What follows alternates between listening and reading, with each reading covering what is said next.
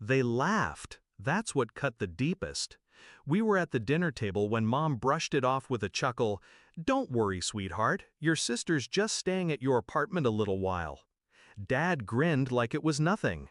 That's when I stood, calm, and I said the line I'd been rehearsing in silence for 6 weeks. "Funny, I haven't lived there for a while." The clatter of silverware stopped. Mom's voice cracked. "Wait, then where exactly have you been staying?" And that's when the masks began to slip. Back then, I trusted her, my sister. We weren't just siblings, we were each other's refuge. We grew up fighting the same battles under the same roof. When life broke me, she was my shelter. When I got my first apartment, I gave her a key. "Just in case," I said. And she used it. At first, for small things, dropping by, crashing on the couch after late nights. I didn't mind. That's what family does. But love makes you blind, and trust makes you vulnerable. The signs were small at first. Clothes shifted. My liquor bottles lower than I left them. Bills arriving late, though I'd set reminders. My landlord mentioning my girlfriend paying rent in cash. I didn't have a girlfriend. Then came the text meant for her boyfriend, accidentally sent to me. One line that changed everything. "He doesn't suspect a thing. I've been living here full time." Living in my place, while I was working double shifts and sleeping at a friend's spare room to save. She'd stolen my home, my safety, my trust. And my parents knew. I didn't explode. I didn't storm over and kick her out. That's what she expected. That's what they all expected. Instead, I planned. I quietly transferred the lease into my name only. No cosigner, no back door.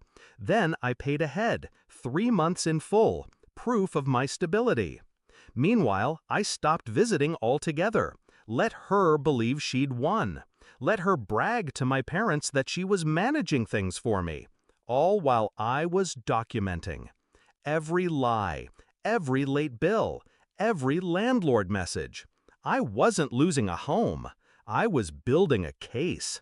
And tonight, around that dinner table, I laid the trap. Mom laughed, covering her nerves with forced lightness. Dad cleared his throat, stalling. My sister froze, eyes darting. She knew what was coming. "I've been staying elsewhere," I said, calm as a surgeon. Dad leaned forward. "Where?" "In a place that's mine, fully mine." I let the words hang. "Because the apartment you've been playing house in, the lease isn't yours. The bills aren't yours. The key isn't yours." My sister's face drained. Her fork slipped. I slid a folder across the table, just like a lawyer in court. Inside, the signed lease, the proof of payment, the landlord's written statement that I was the only tenant of record. "Wait," Mom whispered, "you mean all this time?" "Yes," I cut in, "all this time she's been squatting in my life, and you've been helping her."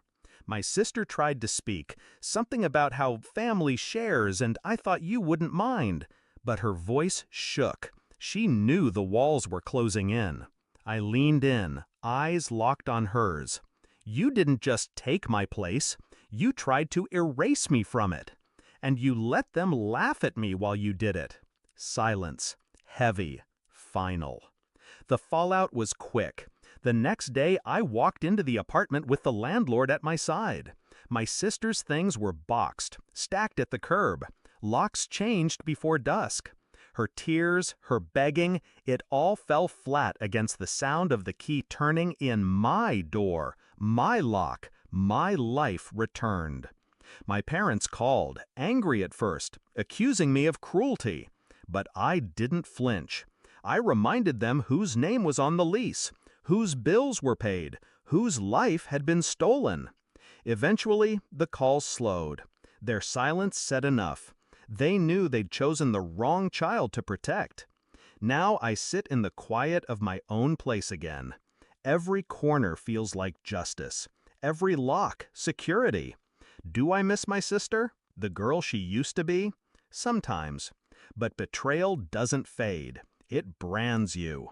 What I feel now isn't sadness, it's clarity. She thought she was clever, that she could slip into my life, wear it like a borrowed coat, and I'd never notice. But betrayal leaves fingerprints, and I collected every one.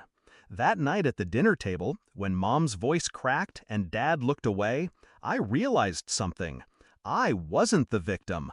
I was the reckoning. And the best revenge wasn't rage. It was standing tall, calm, untouchable, while they finally understood exactly what they'd lost. My home, my trust, me.